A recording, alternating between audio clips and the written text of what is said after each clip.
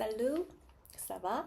저는 지금 마스터 학위로 지난 학기에 교환학생을 끝내고 프랑스 파리에서 교환학생을 끝내고 지금 더블 디그리 복수학위 프로그램으로 6개월이 넘게 파리 생활을 하고 있는데요. 제가 한국의 교육 시스템과 프랑스 교육 시스템의 차이점, 그리고 저는 한국에서 MBA를 하고 직장을 퇴사를 하고 이 프로그램에 참여하기 위해서 왔는데 내 커리어를 중단하고 뭔가 이렇게 한국의 삶을 정리를 하고 올만한 그런 가치가 있는지 등등 제가 느꼈던 거를 한번 얘기를 해보려고 해요.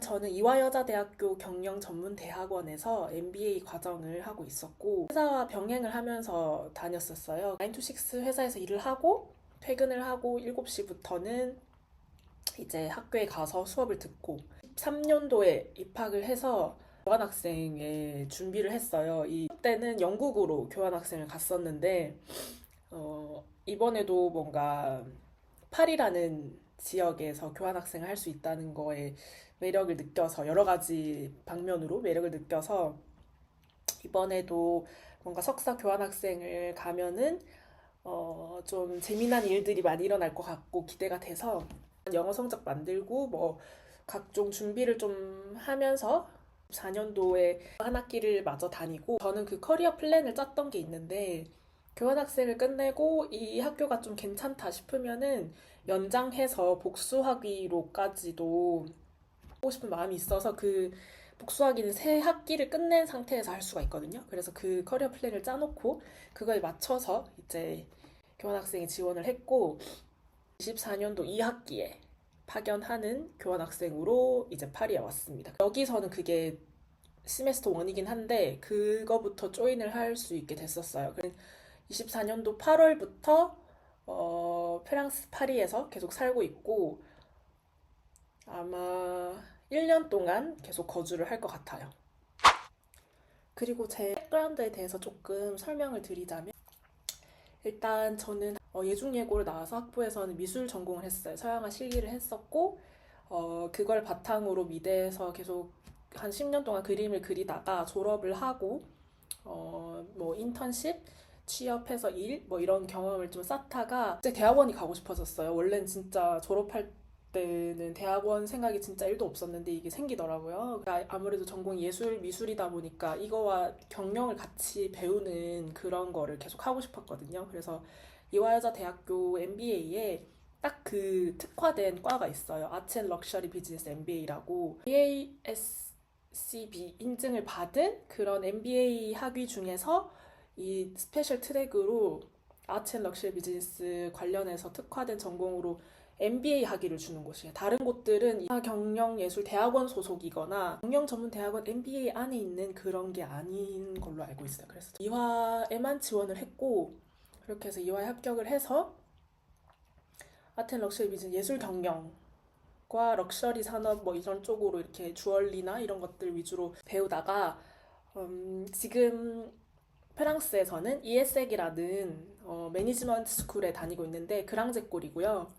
프랑스 내에서는 탑 10 안에 드는 그런 랭킹이 높은 학교입니다. 그래서 여기에서 첫 번째로 교환학생으로 왔었을 때는 그냥 제너럴한 이런 비즈니스에서 전공을 고를 수가 있었어요. 뭐 마케팅, 파이낸스, 어카운팅, 뭐 오퍼레이션 매니지먼트 이런 거 있잖아요. 근데 거기서 저는 엔터프레너십을 선택을 해서 수업을 들었었고 그때는 그런 진짜 전반적인 경영학과 수업을 좀 들었던 것 같아요. 이화에서도 주간은 글로벌 MBA라고 그냥 일반 경영 수업을 듣는 그런 친구들이 있고 야간으로는 직장 병행하면서 듣는 그런 일반 트랙과 저희 심화 트랙이 이렇게 있는데 제가 그 교환학생을 할 때는 이런 아트, 럭셔리 이쪽 분야에 대한 그런 수업은 듣지는 못했었어요. 비즈니스 사이클, 뭐 서스테이너빌리티, 뭐 데이터 비주얼라이제이션 뭐 이런 것들.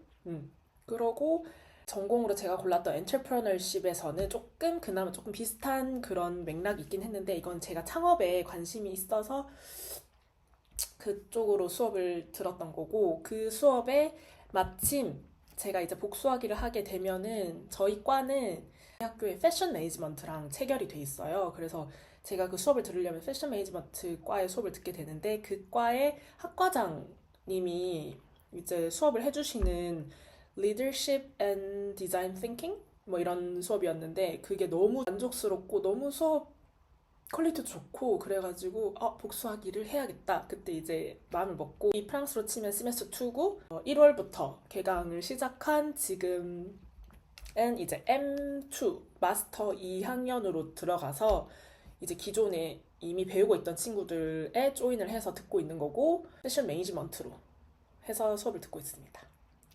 이 ES에게서 패션 매니지먼트가 좋은 게 이탈리아의 되게 유명한 학교인 인스티튜토 이랑 연계가 돼 있어서 수업을 학교에서도 하고 거기 가서도 또 뭔가 실무나 이론적인 거를 또 듣기도 해요. 그래서 그런 메리트 때문에 외국인 친구들 중에서는 이 ES학을 오는 친구들도 많더라고요. 일단은 이 석사생으로서 그리고 한국에서의 그런 수업 방식과 이 프랑스에서 받는 그런 수업 방식에서 느낀 차이점을 좀 한번 짚어보려고 하는데요. 여기 오기 전에도 되게 많은 고민을 했고 학부생, 대학생들의 그런 자료는 많은데 대학원생 그리고 약간 20대 후반 직장 경험이 있고 실무를 경험하면서 고민을 한 사람들에 대한 그런 후기가 좀 없는 것 같아서 그거를 만들어 보아야겠다고 생각을 했어요. 제가 교환학생을 했던 지난 학기는 여느 학부 교환학생들처럼 이제 본교에만 학비를 납부하는 그런 식으로 진행이 됐었는데요. MBA 자체가 하기가 좀 비싸요. 그래서 900 몇십만 원을 냈던 것 같아요. 네.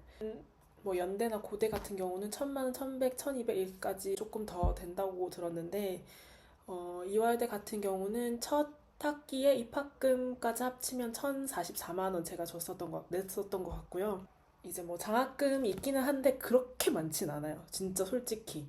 저는 이제 학교 생활도 많이 했고 뭐 학교에서 받을 수 있는 장학금도 다 많이 받아봤고 성적 장학금도 올 에이플 받아서 해봤고 했는데도 이게 그렇게 많이 주지 않습니다. 네. 반값도 안 줘요. 금액으로 학비를 냈고 그 상태로 이제 오게 됐는데 프랑스 자체가 학비가 좀 저렴해요. 그래서 따지고 보면 그냥 여기에 등록을 하는 비용이나 교환학생 온 비용이나 그렇게 크게 차이가 나진 않아요. 왜냐하면 뭐 미국이나 뭐 영국 이런 데는 좀 학비도 있고 뭐 그런 게 좀 비싸다 보니까 한국으로 학비를 내고 교환학생 오는 게 좀 되게 큰 경제적으로 학비적인 측면에서 메리트가 될 수 있는데 프랑스는 워낙 학비가 저렴한 학교도 많고 학생들에 대한 교육 혜택 이런 게 되게 잘 돼 있기 때문에 그런 거는 잘 비교를 해보셔서 비교를 잘 해보시면 좋을 것 같아요. 교환학생으로서의 장점은 뭔가 내가 여기서 한 학기를 해보고 적응이 잘 안 되고 뭐 수업 방식이나 스타일 나랑 잘 안 맞고 뭐 생활하는 게 힘들고 외국인 친구들을 만나고 이런 것들이 좀 한국과 많이 다르다 보니까 이런 게 안 맞으실 수 있잖아요. 그런 분들은 이제 교환학생이면 큰 부담 없이 이제 경험하고 간다고 생각을 할 수 있으니까 그런적인 측면에서는 조금 장점을 지닐 수 있을 것 같아요. 근데 이제 장기적인 측면으로 봤을 때는 개인의 상황에 따라 달라질 수 있겠죠. 장기적인 측면에서는. 지금 하고 있는 복수학위 과정은 추가 등록을 다 해야 돼요. 양쪽 그 이화여대 본교와 여기 이에색 두 곳에 다 납부를 해야 돼요. 이대 MBA의 수업을 뭐 온라인으로라도 수강을 해서 학점 인정을 받을 수 있느냐? 안 된대요. 그래서 아니 내가 그럼 학비를 이거 내는 게 한 학기에 기본으로 들을 수 있는 그 학점에 대한 그 등록금을 학비로 내는 거잖아요. 근데 뭐 만약에 내가 뭐 졸업을 하려고 하는데 학점을 못 채워서 추가 등록을 할 때는 학점당 계산을 해서 학비를 내잖아요. 그런 것처럼 그럼 그렇게 기본 한 학기 한 학점짜리 그 돈만 내고 해야 되는 거 아니냐 했는데도 뭐 자기들의 그런 선례가 없다. 그러니까 학생이나 복수하기로 파견을 한 적이 없는 거예요. 그러니까 뭔가 이런 매뉴얼도 제대로 안 돼 있고 이런 뭐 장학금 제도도 잘 안 돼 있고 그래서 복수하기는 본교에도 내야 되고 이 여기에도 내야 되는데 이 프랑스 학교의 ES에게는 연합 자매교로 할인을 해서 그 가격이 8,350유로 정도였던 것 같아요. 근데 거기에 이제 막상 등록을 할 때 보니까 무슨 네트워킹비, 이 ESX 뭐 동문회에 가입하는 뭐 그런 거랑 또 프랑스 자체에서 학생들 뭐 등록을 할 때 내야 되는 돈이랑 무슨 뭐 그런 기타 비용 해가지고 한 500유로 좀 더 들었던 것 같아요. 총 비용을 다 따지고 보면 그냥 한국에서 졸업하는 것보다 2, 3천은 더 들거든요. 생활비 포함해서. 뒤에 비용을 계산을 해보시면 될 것 같습니다. 그러면 일단 수강 신청했던 것부터 한번 비교를 하면서 말씀을 드려볼게요. 일단 저도 파견을 오기 전에 수기집 같은 것들을 되게 많이 읽어봤는데요. 일단 저희 학교에서는 학부생들이 여기에 파견된 수기집만 볼 수가 있었고, 대학원생의 저 같은 MBA에서는 찾을 수가 없었어요. 그 기존 사례가 없다고, 그 수기집이 없다고 했고, 그 행정실 국제처에서, 음, 학부생들의 그런 글들을 읽어봤을 때는 이제 다른 학교들 그런 파견 보고서도 있었고, 그런 걸 봤을 때는 자신이 코스를 선택을 할 수 있다 그랬어요. 4일 만에 한 과목을 빡 몰아서 듣는 그런 코스로 해서 좀 더 다른 과목보다 집중적으로 수업을 하되 일찍 끝나는 코스를 할 것인지 인텐시브를 할 것인지 아니면 늘려서 하는 익스텐시브로 그냥 3시간씩 해서 하는 그런 수업을 할 것인지를 고를 수가 있었는데 저는 뭔가 아침 8시부터 12시 반까지 이렇게 4시간 반 동안 확 그렇게까지는 너무 힘들고 뭔가 친구들이랑 소통도 힘들 것 같고 싶어서 저는 일단 익스텐시브를 해야겠다 생각을 했는데 이 마스터들은 고를 수 있는 거는 인텐시브와 익스텐시브는 고를 수 있었지만 수업을 저희가 한국에서처럼 수강을 신청을 하고 뭐 땡 되면 뭐 12시 땡 되면은 이렇게 클릭해서 장바구니 담고 막 하는 그런 시스템은 아니었고요. 학부생들은 애드앤드랍이라고 이렇게 뭐 과목을 원하는 거를 선착순으로 메일을 보내서 신청을 하고 뭐 빼고 이런 걸 할 수 있었는데 석사생들은 시간표가 다 짜져서 나왔었어요. 그래서 이런 과목에 더 관심이 있다고 해서 그런 과목을 더 들을 수 있는 것도 아니었고 이런 뭐 무슨 요일에는 내가 여행 계획을 짜야 되니까 뭐 약간 월화수로 몰아서 수업을 들어야지 이런 식으로도 되진 않았습니다. 그리고 애초에 여기는 주 1회씩 수업을 하는 방식이 아니라 그냥 랜덤이에요. 그래서 저도 처음에 오기 전에는 뭐 알바라도 해야겠다 이렇게 생각을 했는데 학생 비자로 알바할 수 있습니다. 시간표가 진짜 들쑥날쑥에 토요일까지도 수업이 있었어요. 그래서 쉽지가 않았습니다. 13학점 한 학기에 그랬었는데 여기 와서는 13학점이면 한 4과목 듣는 거거든요. 4, 5과목 뭐 첨강을 하거나 뭐 그런 거에 따라 달라질 수 있긴 하겠지만 풀타임 스튜던트로 들어가는 거다 보니까 과목이 제가 11과목 들었던 것 같아요. 불어 수업 발음이랑 문법이랑 이렇게 2개까지 포함을 해서 총 11개를 들었고 그 크레딧에서 한국으로는 3분의 2밖에 가져오지 못하거든요. 유럽에서는. 그래서 학점이 어쨌든 한 2과목, 3과목 정도는 초과되는 그런 거였어요. 교수님들의 경우를 강조를 하고 싶은데요. 한국에서는 뭐 교수님들이 다 저명하시고 유명하시고 잘 가르쳐 주시고 하시지만 아무래도 좀 제가 대학생 때부터 지금까지 계속 느꼈던 바는 좀 자료의 업데이트가 되게 안 된다, 안 돼 있다.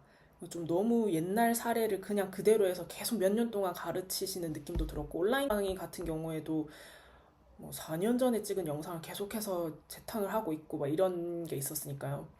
그리고 뭐 우리나라 같은 경우는 뭐 수업이 뭐 7시부터 9시 45분까지 원래 해야 되는 수업이다 하면은 정말 오래 하면 9시 반까지 하고 빨리 마치면 9시에도 마치고 그랬었어요. 그게 3학점짜리인데도 2시간만 하면 끝나고. 근데 그게 약간 들은 오히려 또 좋아하는 사람도 있고 근데 또 저희의 그 한 학기당 거의 1,000만 원의 금액의 그런 학비를 생각하면 너무나 아까운 그런 거였죠. 근데 이 프랑스에 와서는 진짜 교수님들이 완전 열일하신다라고 느꼈었어요. 왜냐면 뭐 12시 20분까지 마친 수업이다. 그러면 보통 한 12시면 마칠 것 같잖아요. 20분까지 꽉 채워요. 11시 10분까지다? 그래도 꽉 채워요.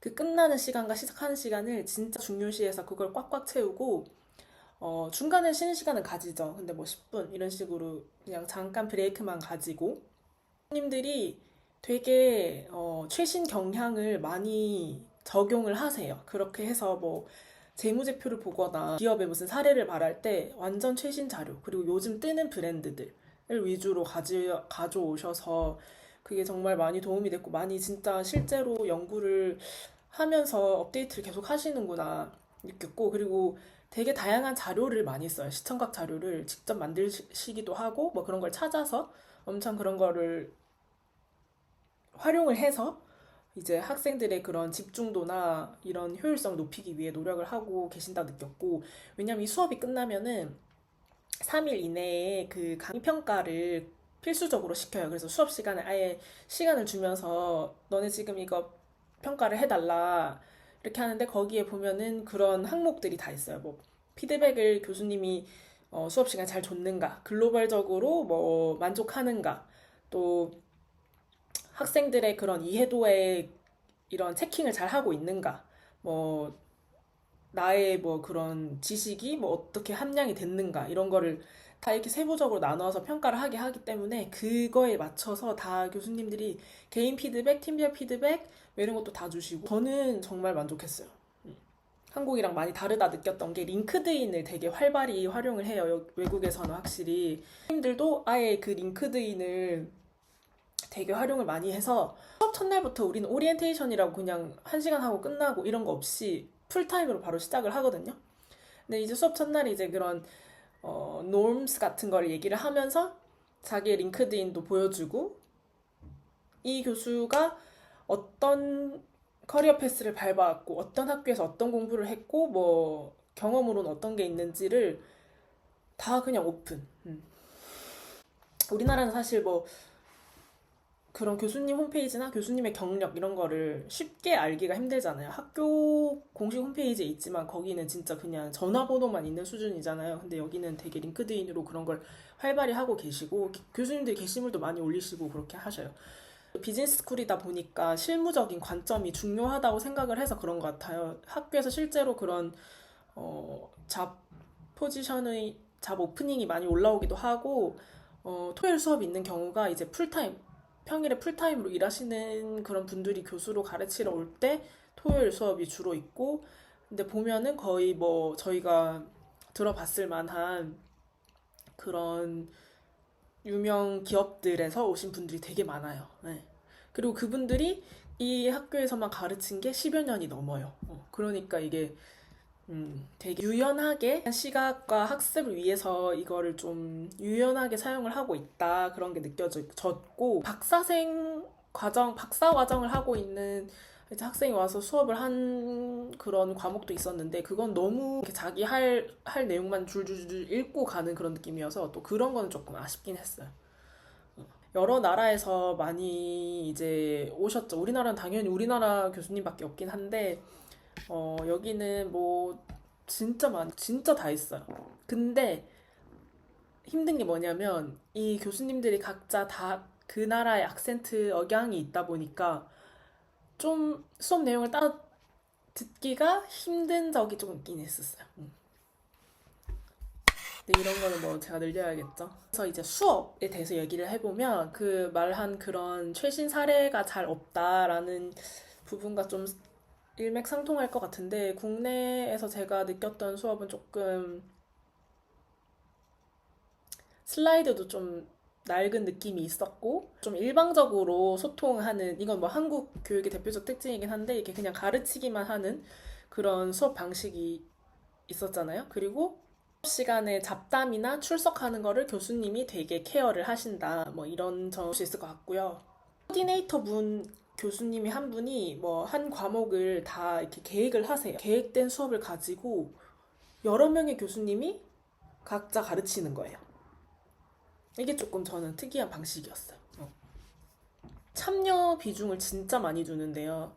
이제 뭐 발표나 뭐 수업 시간에 뭔가 이렇게 서로 양방 소통하는 거 이건 진짜 많이 하고 있고 또 뭐 수업을 하다가도 뭔가 이제 누군가의 질문이나 학생의 뭔가 이런 게 오면은 피드백이 오면은 그 자리에서 바로 이걸 또 찾아서 그 예시를 또 보여주거나 이거 여기에선 어떻게 적용을 해야 되는지 알려주거나 이런 것들이 좋았던 것 같아요. 뭔가 이런 측면에서 훨씬 더 여기서 배우고 가는 게 더 많겠다 싶어서 이제 스테잉을 연장을 하게 된 케이스고 과제나 발표나 뭐 에세이나 뭐 모든 거를 다 영어로 해야 되고 뭐 애들이랑도 소통하는 것도 영어로 해야 되고 이게 좀 당연히 한국보다는 편하지가 않고 쉽지가 않은데 훨씬 더 이제 뭔가 용어라든지 이런 거를 원어 그대로 배울 수가 있다는 점은 또 큰 장점이었던 것 같아요. 친구들, 학생들 분위기나 팀플 같은 경우가 어땠는지를 한번 짚어보자면요.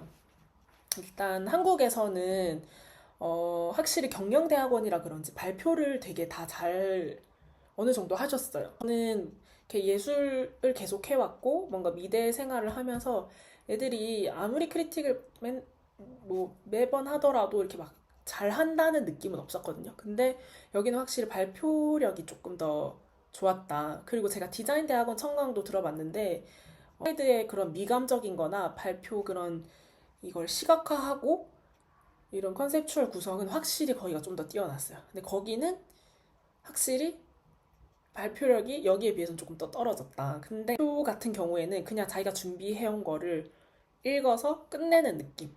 이 발표를 통해서 나의 생각은 어떻고 여러분의 생각은 어떻고 뭐 이렇게 소통을 하면서 우리의 의견을 주고받고 좀 더 디벨롭을 해나가자 이런 거는 좀 아니었고 또 저희가 여대다 보니까 그런지 뭔가 수업 끝나면 그냥 다 호다닥 집 가는 경우가 많고 네트워킹이 중요한 MBA인데도 조금 그런 게 좀 공과사가 좀 되게 철저한 느낌이 좀 많았어요.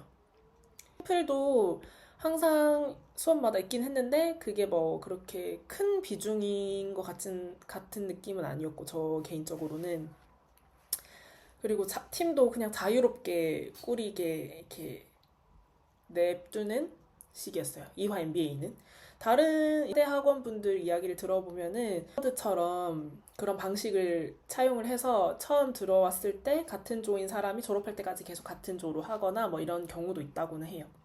이 프랑스 학교에서 와서 제가 느낀 거는 되게 다들 발표를 하고 싶어서 서로 발표를 하겠다고 막 적극적으로 나선다는 거였는데요. 일단은 여기는 팀플을 한다 하면은 캔바부터 켜요. 캔바를 켜서 거기서 일단 PPT 디자인을 골라서 그걸 먼저 만들어. 무조건 캔바야 여기는. 그래서 캔바를 만들고 서로 발표를 좀 더 하려고 하고 그런 거에 부담감이 되게 없어 보이고 팀플 비중이 되게 크고 무조건 다 있어요. 과에서 정해줄 때도 있고 선생님이 그 수업에서 뭐 랜덤으로 정해줄 때도 있고 아니면 너네 알아서 해라 하는 경우도 있고 근데 저는 정해주는 게 조금 더 좋았던 게 알아서 하라 하면 그냥 친한 애들이랑 옆에 있는 애들이랑만 계속 같이 하잖아요. 그런데 이제 정해주면은 내가 절대 뭔가 같이 못 해봤을 것 같은 애들이랑도 같이 하게 되니까 뭔가 다양한 애들이랑 섞어서 얘기를 할 수 있을 때 그런 건 또 좋았던 것 같아요. 그리고 프랑스 애들이 진짜 많이 떠들어요. 교환학생 뭐 프랑스에서 학교 다녀보신 분들이라면 공감하실 것 같은데 수업 시간에 잡담을 진짜 많이 하고 엄청 속삭여. 근데 보면 다 프랑스 애들이야. 꼭 프랑스 애들이야. 근데 이거를 교수님이 딱히 막 뭐라고 케어를 하지도 않고 그냥 알아서 무시를 해야 돼. 이 학교가 영어로 수업을 다 하는 학교고 교수님도 영어로 하고 모든 게 다 영어로 되는 학교인데도 프랑스다 보니까 프랑스 애들이 많잖아요. 근데 얘네가 팀플을 같이 해도 자기들끼리 그냥 불어를 사용할 때가 되게 많아요. 그래서 저는 불어를 못해요. 그냥 완전 그냥 기초 베이직인데 팀플을 불어로 이렇게 막 소통을 할 수 있는 수준이 아닌데 이제 얘네는 불어로 계속 얘기를 하다가 뭐 같은 팀플인데도 그럼 제가 좀 약간 오펜시브한 이런 티를 내잖아요. 그러면 얘네가 그때는 조금 약간 오케이 오케이 하는데 저희도 당연히 영어보다는 한국어가 편하듯이 얘네한테도 그럴 것 같다고 이해는 하지만 근데 이런 학교에 와서 이렇게 할 거면은 영어를 써야지 뭔가 또 그런 느낌? 그리고 프랑스는 또 학사가 3년 과정에 그냥 바로 졸업하면 바로 석사를 오는 그런 식이 많아요. 그래서 대학이 석사까지 졸업하는 걸 5년 코스가 약간 얘네한테는 기본이라서 뭔가 좀 애들이 더 어리기도 하고 그러니까 좀 그런 것 같아요. 아시아 문화권에서 온 친구들은 좀 뭐 31살까지도 있고 했는데 대부분 애들이 진짜 다 어려요. 21, 2살이고 착사생인데도. 그래서 제가 28살이라고 했을 때 되게 다들 깜짝 놀랐었고 너무 만약에 늦게 뭔가 이렇게 오신다고 하면은 팀플이나 뭔가 이런 젊은 애들 분위기에 녹아드는 게 좀 부담스러우신 분들은 좀 힘드실 수도 있을 것 같아요. 다음 시험이나 성적 같은 경우에는요. 한국에서는 제가 쳤던 시험들은 거의 다 오픈북 온라인으로 시험을 쳤던 것 같아요. 직장인들이 대부분이고 어쨌든 절대평가로 하는 거다 보니까 경쟁이 그렇게 심한 건 아니라서 그래서 B를 받으면 진짜 이거는 약간 그리고 성적을 또 막 인색하게 주시진 않는데 가끔 한국의 겸임 교수님들 중에서 학사 때처럼 엄청 깐깐하게 성적을 나눠서 거의 상대평가로 주시는 분들도 있기는 했어요. 하지만 전 올해이뿔을 받고 왔습니다. 그러고 이제 여기 프랑스에서는 시험을 무슨 고등학생들처럼 빡세게 치더라고요. 아마 이게 풀타임이고 해서 그런진 몰라도 뭔가 이렇게 한 날 한시에 엄청 큰 그 라이브러리 같은 곳에 다 모아가지고 시험을 치고 뭐 학생증이랑 뭐 확인하고 또 뭐 가방 같은 것도 뭐 다 앞에 놔두게 하고 그러면서 정작 감독관은 우리 선생님들이 아니야. 그렇다고 우리 학교 사람들도 아니야. 은퇴하신 것 같은 프랑스 할머니, 할아버지들이 갑자기 오셔서 그냥 감독을 하시는데 영어를 아예 못하세요. 근데 저뿐만이 아니라 교환학생도 되게 많고 국제학생들도 많고 불어를 못하는 상태로 온 애들이 되게 많거든요, 진짜. 시험을 진행하다가 문제가 생기면은 그런 약간 좀 전공 수업으로 엔터프레너십 들었을 때는 이제 최종 시험이 다 없고 최종 발표로 다 마무리하는 그런 거였는데 저희는 뭔가 최종 발표다 하면은 다 이렇게 모여서 그때는 일단 무조건 다 결석 없이 참여를 해서 그래 어디 한번 들어보자 약간 이런 느낌이잖아요. 애초에 교수님이 각 조 온라인 발표를 아예 온라인으로 하는 경우가 많아요. 그래서 온라인에 각 세션 그 시간대에 맞게 뭐 A조는 이 타임에 들어와라, B조는 이 타임에 들어와라 이렇게 하는 경우가 많고 오프라인에서 하더라도 두 세션으로 나눠서 A 파트가 할 때는 나가 있어라. 그리고 B 파트 할 때 들어와라 이렇게 해요. 뭔가 왜 그런지 모르겠어. 그리고 여기는 20점 만점으로 평가를 해서 뭔가 10점만 넣으면은 일단 다 패스고 여기도 절대평가라서 그렇게 치열한 느낌은 아니고 교수님들이 그리고 피드백에도 보면은 뭔가 아쉬운 점을 쓴다기보다는 그냥 뭐 이런 거 잘했어 이렇게 위주로 주세요. 시험 쳐야 되는 과목 같은 경우는 리테이크 기회를 또 주기 때문에 내가 틀렸던 거를 가서 보고 이 부분 다시 더 공부를 해서 리테이크 하고 뭐 이런 기회가 있더라고요. 이렇게 일단 크게 5가지로 나눠서 한번 이 프랑스와 한국의 대학원의 수업 방식 차이를 한번 비교를 해봤는데요. 더 궁금하신 사항이 있으면 댓글에 문의를 해주시고 그리고 다음에는 제가 한번 2화에서 들은 그런 아텐 럭셔리 MBA와 또 여기서 들은 기업가 정신 수업과 또 패션 매니지먼트 수업 이렇게를 한번 비교를 또 해보도록 하겠습니다. 학교생활 이런 브이로그도 담고 싶은데 제가 핸드폰에 용량이 없어서 한번 노력은 해볼게요. 그러면 그리고 좀 더 자세하게 제 블로그에 비교글을 줄줄 풀어서 쓰거든요. 그거를 좀 더 보고 싶으신 분들은 더보기란에 제 블로그 링크 추가해 놓을 테니까 거기서 한번 읽어봐 주시면 될 것 같아요.